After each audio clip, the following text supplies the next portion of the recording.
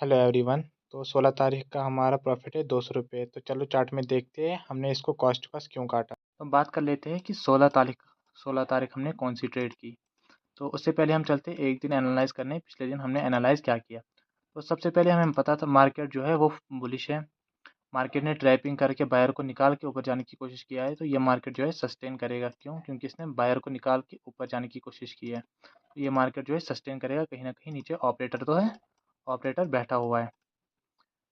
उसके बाद मार्केट ने क्या किया, जब ये डे है मार्केट ने रिट्रेसमेंट किया, अप गया, सस्टेन किया, ब्रेकआउट दिया, फिर नीचे आया। कहीं ना कहीं ये अपने आप को इस लेवल के ऊपर होल्ड करने की कोशिश कर रहा है। और दूसरी बात, यहाँ पे एक ट्रेंड लाइन बन रही थी ये। तो क्लोजिंग के टाइम मार्केट ने जब यहाँ पे एक हेड एंड शोल्डर बनाया, ये और इसके बाद ये हेड एंड शोल्डर एक बनाया। हेड एंड शोल्डर को देख के यहाँ पे कहीं ना कहीं रिटेलर ने क्या किया होगा, यहाँ पे सेल किया होगा। और दूसरी बात, हेड एंड शोल्डर के साथ साथ यहाँ पे ट्रेंड लाइन का ब्रेकआउट आया है। और ट्रेंड लाइन का जब भी ब्रेकआउट आने के बाद मार्केट उस ट्रेंड लाइन के नीचे सस्टेन करता है। कहीं ना कहीं वो सेलर को टाइम दे रहा है कि तुम खरीदो, मैं नीचे जाने वाला हूँ। और कभी भी सेलिंग स्लो नहीं आती। अगर यहाँ पे ट्रेंड लाइन का ब्रेकआउट आने के बाद फास्ट सेलिंग आती तो कहीं ना कहीं हम समझते ऊपर ऑपरेटर है। लेकिन जब ये टाइम दे रहा है इनको खरीदने का कि हाँ मैंने ब्रेकआउट कर लिया, खरीदो खरीदो खरीदो, कहीं न कहीं वहाँ पे ट्रैपिंग होने वाली है। कहीं न कहीं मार्केट फिर से बाइंग में जाने वाला है। तो जैसे ही मैंने ये समझा कि यहाँ पे हेड एंड शोल्डर का ब्रेकआउट आया है, ट्रेंड लाइन का ब्रेकआउट आने के बाद सस्टेन मार्केट कर रहा है, कहीं न कहीं यहाँ पे सेलर को एंट्री दिलवाने की कोशिश हो रही है। तो मैंने क्या किया, तो अगले दिन हमारी ओपनिंग हमें मिली। हमें पता था कि इस ट्रेंड लाइन के ऊपर अगर ओपनिंग मिलती मैं कहीं न कहीं यहीं पे खरीदता, लेकिन ओपनिंग हमें थोड़ी-सी ऊपर मिली, जिस वजह से हमें यहाँ पे कोई भी चार्ट विज़िबल नहीं था। तो हमें नंबर के हिसाब से काम करना पड़ा। जो ये हमारे यहाँ पे 500 का नंबर है, हमें इसको इसके हिसाब से, नंबरों के हिसाब से अब काम करना पड़ा, चार्ट को देखने के बगैर। तो मुझे पता था मार्केट में ऊपर नंबर है, नीचे तो ना जाएगा नहीं क्योंकि ट्रैपिंग हो चुकी है। तो मार्केट इस नंबर को टारगेट करने वाला है कि मार्केट इसके पास जाने वाला है। अब हमें चाहिए थी एंट्री की। एंट्री हम कैसे करें? तो एंट्री के लिए हमने काम किया, 1 मिनट में गए हम, क्योंकि 5 मिनट में हमें कोई भी सपोर्ट रेजिस्टेंस नहीं था। हम एंट्री में 1 मिनट में गए। तो मार्केट में हमें देखने को मिला कि फिर से मार्केट ऊपर गया, नीचे गया, ऊपर गया, नीचे गया, ऐसे ऐसे करके इसने ब्रेकआउट दिया, टाइम टाइम बिताया, ब्रेकआउट फेलियर किया।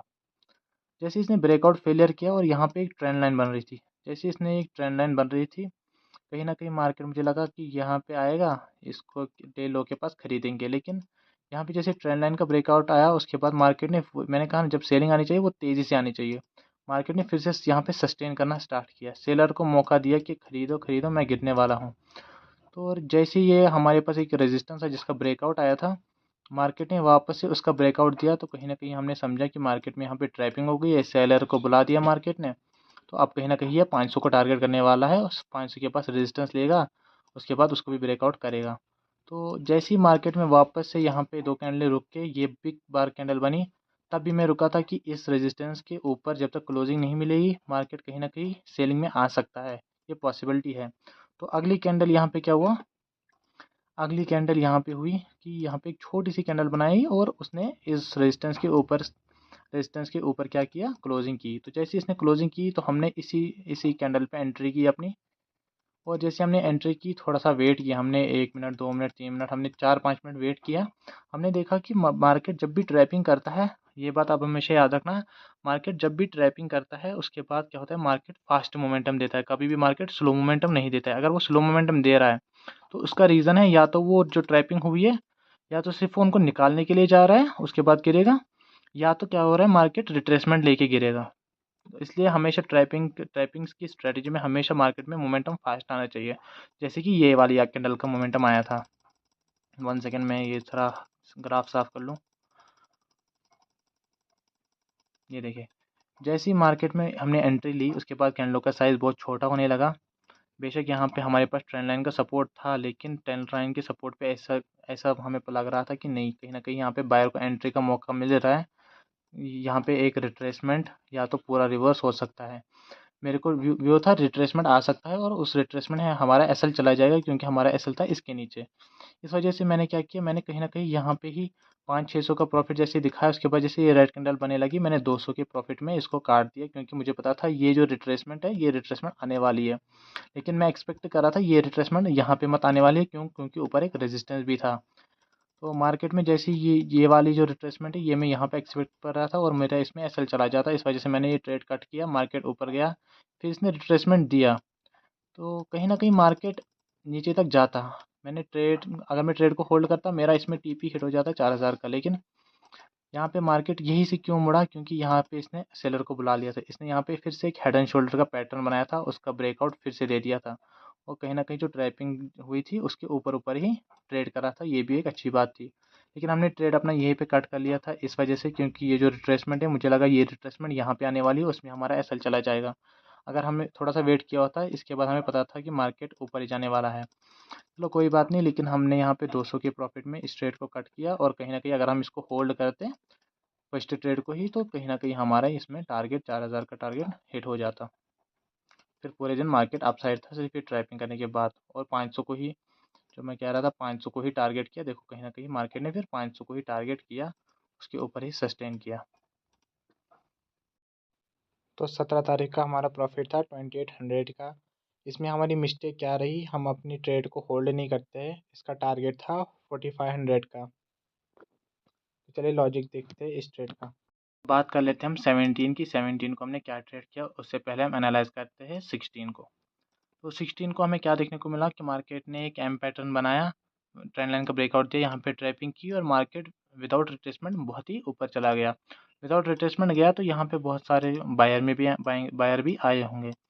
तो हमारा व्यू था कहीं ना कहीं एक रिट्रेसमेंट आ सकती है, क्योंकि मार्केट कई दिनों से एक सीधे एक अप ट्रेंड में, जैसे मार्केट ऐसे चलता है, अप ट्रेंड गया, सस्टेन किया, फिर से एक अप ट्रेंड स्टार्ट। तो इस तरीके से हम मार्केट चलता है। कहीं ना कहीं मार्केट में मुझे लगा कि यहाँ पे कहीं ना कहीं मार्केट बहुत ही स्ट्रेच हो चुका है। कहीं ना कहीं अब या तो मार्केट साइडवेज होगा, या तो मार्केट में एक छोटा सा रिट्रेसमेंट आ सकता है, उसके बाद मार्केट कंटिन्यू कर सकता है। तो आज का व्यू हमारा कहीं ना कहीं सेलिंग का था, कि कहीं ना कहीं हमें यहाँ पे सेलिंग मिल जाए।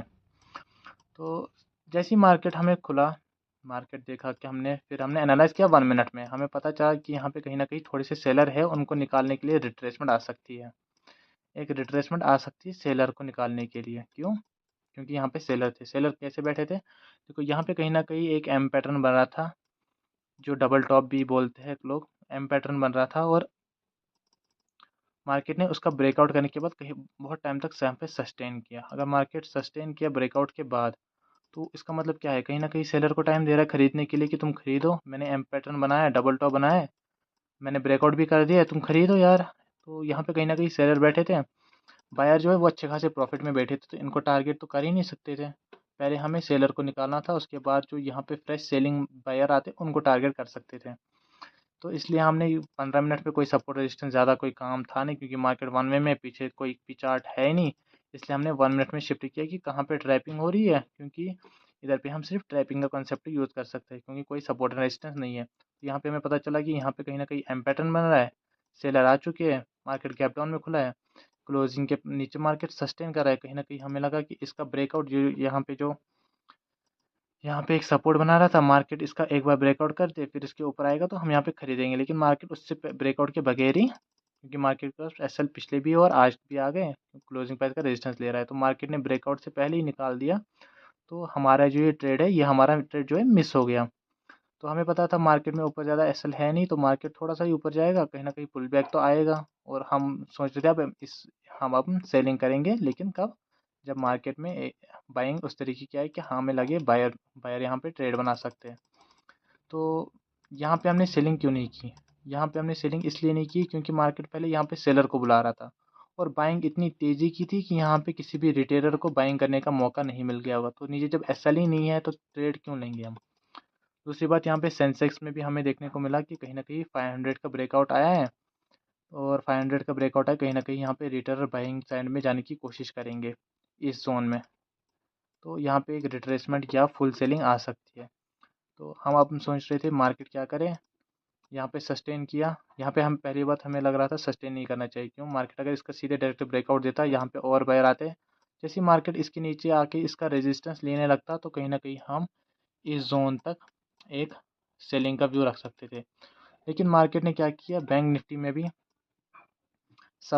निफ्टी में भी यहाँ पे रेजिस्टेंस लेके नीचे गिरा 5500 का, 500 का रेजिस्टेंस लिया। तो 500 को रेजिस्टेंस को देख के सब लोग यहाँ पे सेलिंग करने लगे। तो इसलिए हमने यहाँ पे सेलिंग छोड़ दी। हमें लगा था कि कहीं ना कहीं हम सेलिंग तब करते अगर 500 का कहीं ना कहीं ब्रेकआउट आके ऊपर सस्टेन करने के बाद 500 के नीचे चलना स्टार्ट किया होता, तब हम सेलिंग करते। लेकिन मार्केट ने इसका जो है 500 का रेजिस्टेंस लेके नीचे गिरने की कोशिश की, इस वजह से हमने सेलिंग नहीं की। और दूसरी बात, यहाँ पे भी हमें वही दिख रहा था कि डे हाई का, पिछले डे हाई का यहाँ पे रेजिस्टेंस ले रहा है, और इसमें भी पिछले डे हाई का रेजिस्टेंस ले रहा है। तीनों में एक ही चीज़ हो रही है, तो यहाँ पे सब जगह सेलर काम करेंगे। लेकिन जब ये सेलिंग आई तो कहीं ना कहीं हमें लगा क्या पता मार्केट ले भी सकता है सेलिंग, क्योंकि ऑल टाइम हाई पे चल रहा है मार्केट। तो यहाँ पे सेलिंग बहुत तेज़ी की थी। तो मैंने सोचा कहीं ना कहीं जो हमारा जो ये ट्रैप है एम पैटर्न का, अगर इसका मार्केट रेजिस्टेंस लेता है ब्रेकआउट के बाद, इसका रेजिस्टेंस एक कैंडल यहाँ पे रेजिस्टेंस लेता है, कहीं ना कहीं यहाँ पे फर्दर सेलिंग आ सकती है। तो मार्केट ने एक कैंडल बनाई, दो कैंडल बनाई, यहाँ पे मुझे देखा कि सेलिंग जो है वो स्लो हो रही है, और यहाँ पे बायर फिर से पावर में आ रहे हैं। तो जैसे ही ये कैंडल हमें बिग बार दिखी, कहीं ना कहीं अब रेजिस्टेंस के पास था। अगर यहाँ पे एक रेड कैंडल क्लोज होती तो कहीं ना कहीं मार्केट नीचे जा सकता था। लेकिन मार्केट ने क्या किया, ये भी एक रेजिस्टेंस पे ही क्लोज की।